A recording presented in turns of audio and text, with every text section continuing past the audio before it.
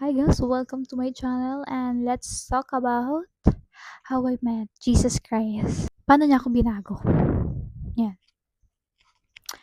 Pero bago ang lahat, gusto ko munang i-share kung meron na ba talaga ako simula pa lang relasyon sa Panginoon. Wala akong relasyon sa Panginoon. Hindi rin ako nagpe-pray. Hindi rin ako active mag-church kasi wala akong naiintindihan kapag may nagpe-preach kahit nino man. Wala talaga. Pero kapag may na mga nag-share about testimony nila, about God, nakikinig ako. Pero alam mo yun, nakikinig kasi na-amaze ako sa bawat testimony nila. Pero hindi pa rin tumatatak sa puso ko na kilalanin si Lord. And then, nung senior high school, kaklase ako na naging kaibigan ko. And until now, magkaibigan pa rin kami. Kapag pumupunta kami sa kanila, yung family niya, nag-share ng word of God. Doon na dumating sa point na parang gusto ko nang kilalanin si Lord. Sabi ko, sino ba talaga si Lord? Sabi nila, isurrender daw yung mga panalangin, yung mga worries sa buhay. Sabi ko, ha, paano yun? Wala kasing nagtuturo sa akin. Kasi ako yung tipo ng tao na kailangan ko ng, alam mo yun, parang personal. Pero syempre gusto ko kilala ko. Kasi parang nahihiya ako at ayoko nung hindi ko kilala. Tapos mag-share ng word of God for me. Parang gusto ko kasi ng tao na pwede kong mapagtanungan. Itong kaibigan ko, doon ako nagtatanong sa kanya about kay Lord. May naging ex-boyfriend ako. Ako, todo bigay ako doon sa taong yon ng pagmamahal ko. Hanggang sa naubos ako. Kasi hindi niya binabalik sa akin. Hindi ko na-feel na mahal niya ako. Sabi ko kay Lord, Lord, hindi ko na alam. Hindi ko na alam kung magbabago pa tong taong to. Tapos doon ako nag-start magbasa ako ng Bible. Di habang binabasa ko yun, hindi pa ako nakakalahati kasi di ba ang kapal naman nun. Nung kahit wala akong maintindihan habang binabasa ko yung Bible. Doon ko na ramdaman yung pagmamahal niya. Yung peace niya, yung joy. Sabi ko, saan ang gagaling yun? Ba't ito yung nararamdaman ko pag nagbabasa ako ng Bible? Wala naman ako maintindihan. Galing ba to kay Lord? Si Lord ba to? Sabi ko gano'n. Talagang dumating na sa point na hindi, si Lord talaga to. Pinaramdam niya sa akin yung totoong pagmamahal. Na kahit sino man walang makakapantay nun. Iba yung pagmamahal niya sa pagmamahal ng isang tao. Ibang-iba. Walang makakapantay nung pagmamahal na binibigay ni Lord. Wala. Nino man. Wala. Iwalayan ko na yung ex ko kasi feel ko wala talagang mangyayari doon. Kasi sabi ko na lang, Lord, kami na lang. Pinipilit ko talaga kay Lord na sana kami na lang. Pero wala talaga eh. Sabi ko kung kami talaga, kami talaga. Kaya hiniwalayan ko. Nung naghiwalay kami, hindi siya masakit. Hindi. Okay lang. Kaso nga lang, nagtapos yung relasyon ko kay Lord. Kasi may nakilala akong guy. Hindi pala nakilala, kaibigan ko to, na lalaki. Kung nung unang guy, first guy, hindi niya binabalik yung pagmamahal ko. Itong guy, sobra-sobra yung binabalik niyang pagmamahal. Napakabuti ng taong to. Kaso nga lang nabulag ako. Kasi nakita ko na yung taong to eh. So, parang pakiramdam ko, ito na ba yun? Yung mamahalin ko habang buhay? Gano'n na. Naging kami. Doon ko habang binibigay niya yung pagmamahal na para sa akin, doon ko nakita naman yung sarili ko na hindi ko kilala yung sarili ko. Kung yung unang guy, ibinibigay ko yung pagmamahal ko at kilalang kilala ko siya. Ang nangyari pala, ako yung naubos at ako yung nawala. Ganun na. Kaya ganun yung nangyayari dun sa second guy. Yun na yung nafe-feel ko. Kasi hindi ko na kailangan kasing ubusin yung sarili ko para dun sa second guy. Sa second boyfriend ko. Binibigay ko rin naman yung pagmamahal na ibinibigay niya sa akin. Kaso nga lang, para kong na-stuck na hindi ko kilala yung sarili ko. Parang, deserve ko ba tong taong to? Kasi grabe yung pagmamahal niya sa akin. Grabe niya ako alagahan. Yung sarili ko, hindi ko maayos-ayos. Hindi ko makita yung sarili ko sa point na hinahanap ko na yung purpose ko sa buhay. Ano yung mga plans ko sa buhay? Hindi ko alam kasi na-stuck ako. Ganun yung pakiramdam ko. And then habang tumatagal, nami-miss ko na si Lord. Gusto ko nang bumalik sa Kanya. Kaso hindi ako makabalik. Kasi sinasabi ng utak ko na, huwag ka nang bumalik. Galit siya sa'yo. Huwag ka nang bumalik kasi uulitin mo lang din naman yung kasalanan na gagawin mo. Kasi habang minamahal ko tong guy, bulag ako sa pagmamahal niya. Wala akong any prayer, wala talaga as in. Ganon kasi tayo. Kapag naging masaya na tayo at nabubulag na tayo sa kasiyahan dito sa mundo, nalilimutan na natin yung relasyon natin sa Panginoon hanggang sa nalilimutan natin yung boundaries natin. Pakiramdam ko hindi niya na ako patatawarin sa ginawa ko. Isang pagkakamali ko. Kasi may mga bagay talaga na hindi natin nakikita hanggang sa tumagal na. At dun pa lang natin marirealize na, oh, nawala na pala yung relasyon natin sa Panginoon dahil nakapokus tayo dito sa mundo. Nakapokus tayo sa pagmamahal. Nag-decide na ako na babalik na ako kay Lord. Kahit hiyang-hiya ako, kahit alam mo yung wala ka talagang haharap sa Kanya, ganun. Yung parang, kailangan ko muna maging perfect bago ako bumalik kay Lord. Meron akong ginagawa. Plans ko para sa sarili ko, para sa trabaho ko, sana. Hindi ko kayang pagsabay ng pagbabasa ng Bible habang paghahanap kay Lord and kinikilala siya and yung ginagawa ko. Hindi ko kayang pagsabayin yan. So, kailangan kong mamili. Sabi ko, kapag pinili ko to, mawawalan ako ng time para kay Lord. Paano ko aayusin yung sarili ko kung wala akong Panginoon sa buhay ko? Eh, hindi ko nga kaya ng ako lang. Kasi nahihirapan na ako. Hindi ko na alam yung gagawin ko. Namili ako. Ang pinili ko si Lord. Sinacrifice ko na yung sabi ko kung para naman sa akin to, alam kong babalik to sa akin. Nabasa kong word. Matthew 6 verse 33. But seek first the kingdom of God and righteousness, and all these things will be added unto you. Habang kinikilala ko si Lord, habang dun ko na-realize na hindi ko talaga kilala yung sarili ko, para akong nawala. Para akong nawalang bata na hindi alam kung paano bumalik. Kung paano ko makikilala yung sarili ko. Wala rin sa point na parang kailangan kong ipaayos yung sarili ko kay Lord. Hindi ganun. Parang gusto ko lang ulit bumalik sa Kanya. Gusto ko siyang makilala. Pero doon ko na-realize na si Lord lang pala yung sagot para maging maayos yung sarili ko. Para makilala ulit ko yung sarili ko. Kung paano ako mababangon ulit. Kasi, alam mo, so, binibigay niyang pagmamahal, binibigay niyang kapayapaan at kasiyahan sa buhay natin. Yun yung hope natin at strength na yun yung way para bumangon ulit. Ganon na ako na-amaze na parang, si Lord lang pala yung makakapag-fix sa akin, makakapag-ayos sa akin, makakapag-heal sa akin. And then doon ko makikita na siya lang yung sagot. Sa lahat ng tanong ko, sa lahat ng problema ko, siya ang sagot.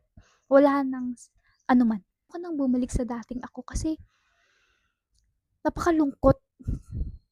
Pakiramdam ko mag-isa lang ako.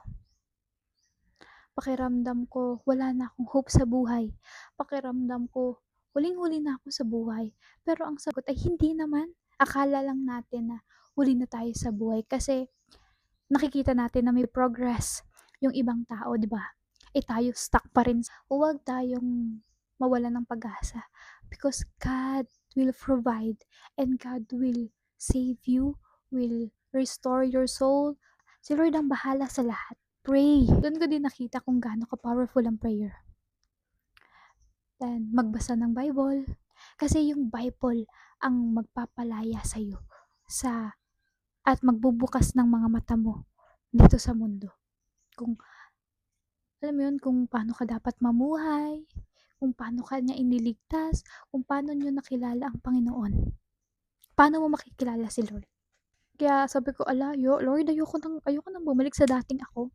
Pero syempre, hindi ganun kadali yun. Matthew 16 verse 24, If anyone would come after me, let him deny himself and take up his cross and follow me. Kailangan kong i-deny yung mga bagay na worldly things. Kasi hindi pwedeng 50 sa mundo, 50 sa Kanya. Hindi pwede yun. Kapag sinunod mo na siya, kasi hindi pwedeng nagbabasa ka ng Bible tapos panay ano ka sa dati mong buhay. Kaya kailangan mong ma-born again. Not religion. Kailangan mong ma-born again. Kasi, nung dating ikaw, namumuhay ka sa flesh. Pero ngayon, nagwo-walk ka na by spirit. Yung, kumbaga, yung sarili mo, na kay Lord na. Kailangan. Nakaayon na sa Kanya. Hindi sa'yo.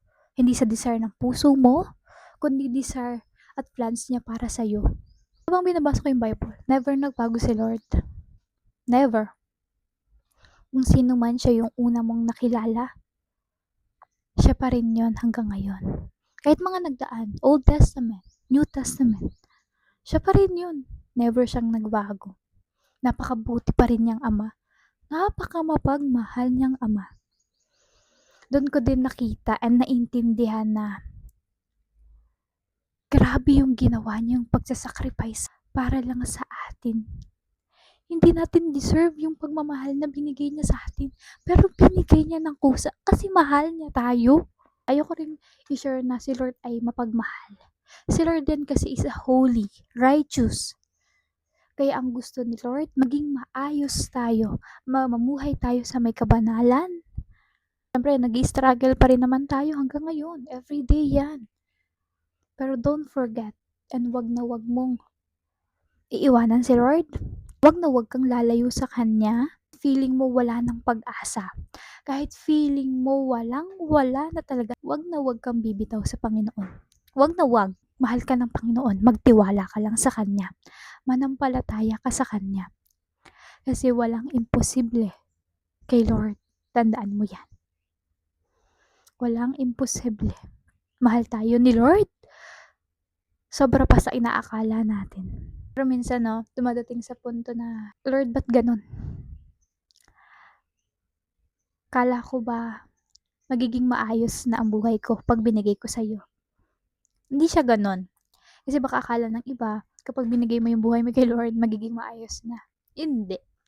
Maraming pagsubok. Kasi itetest ka niya kung gaano katatag or gaano kung saan yung faith mo sa Kanya. Makikita mo rin kung ano yung mga bagay na ginagawa niya para sa'yo. Dumating na ako sa point na gusto ko nang bumitaw. Ako nga bago pa lang. Grabe na yung pagrereklamo ko. Grabe na yung kung itutuloy ko pa ba. Pero hindi, sabi ko noon kasi, kahit bumitaw ako sa Kanya, yung buhay ko, talo pa rin. Masakit pa rin. Walang pagbabago. Kung ikaw ay na kay Lord pa rin, nag-i-stay sa Kanya, nagtitiwala sa Kanya, kung ano yung kaya niyang ibigay sa'yo. Di ba panalo ka dun? Kahit maghintay ka ng matagal, yun ang problema sa atin. Nagiging impatient tayo. Pero magtiwala ka lang. Maghintay ka lang. Siyempre lahat naman tayo may ginagawa tayo para maging yung mga prayer natin maging answered prayer, di ba? Ayaw ni Lord, di ba pag puro tayo sa flesh, kasalanan, naka-chain tayo. Kung saan ka nasa-satisfy, dun ka na i-slave. Dapat meron tayong fear sa Kanya. Hindi dahil matakot, kundi yung gusto lang namin kasi ni Lord na maging mabuti tayo. Maging mabuti yung buhay natin kapag may mga bagay na hindi makakabuti sa'yo, inilalayo ka niya. Huwag kang magalit, huwag kang magtampo sa Kanya. Kasi siya lang yung nakakakita nun. Kasi tayo, pinipilit natin na, ay hindi tayo magiging ganyan. Ay hindi to magkakaproblema. Hindi natin yun nakikita kung ano yung magiging outcome nun. Si Lord nandyan para gumabay sa atin, para ilayo tayo sa kapamakan. Kaya nga lagi nating ipinagpi-pray ang lahat ng bawat desisyon natin sa buhay. Kasi si Lord lang ang nakakaalam ng bawat buhay natin. Siya ang magtuturo ng daan patungo sa buhay na walang hanggan, pati sa buhay dito sa mundo para maging maayos tayo. Gusto niya, lagi niyang ibinibigay sa'yo yung kalayaan na mabuhay dito sa mundo. Kung nadapa ka man, huwag kang matakot sa kanya, huwag kang mahiya. I-admit mo na nagkasala ka, maging honest ka, and repent, and tuloy sa paglalakad. Karon doon sa word ni Lord na kung ano yung mga bagay na hindi natin kagustuhan, yun yung nagagawa natin. And then yung ano naman yung gusto nating gawin na mabuti, yun ang hindi natin nagagawa. Kaya kailangan natin ng Lord sa buhay natin. Pag hinayaan mo si Lord na pumasok sa buhay mo, na ayusin ka niya, makikita mo yung progress. Basta magtiwala ka lang sa kanya, hindi madali, pero worth it. Worth it. Meron talagang kailangan kang i-sacrifice, kailangan mong i-let go. Kapag binigay mo yung buhay mo kay Lord, ano yung bagay na kaya mong i-sacrifice, i-let go. Pag hindi mo kayang i-let go ang bagay na yun, hindi makakapasok si Lord sa'yo at makikita mo yung pagbabago sa buhay mo. May transformation na magbabago sa'yo. Bawat araw ng gagawin mo, lagi mo siyang isama kasi nandun yung security na ginagabayan ka niya, na safe ka, may kasama ka sa buhay. At si Lord yun. Don't forget to pray, worship Him, praise Him, always talk to God, and don't forget to read the Bible every day. Or if you have time, God is laging nandyan sa tabi nyo upang kayo alalayan at gabayan at bigyan ng pagmamahal at lagi niyang ipaparamdam sa inyo na hindi kayong nag-iisa, kasama niya kayo.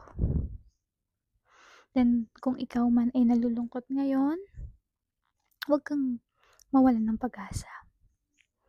Magtiwala, manampalataya sa Panginoon natin. Kasi si Lord ang sagot sa lahat ng mga tanong, mga problema man.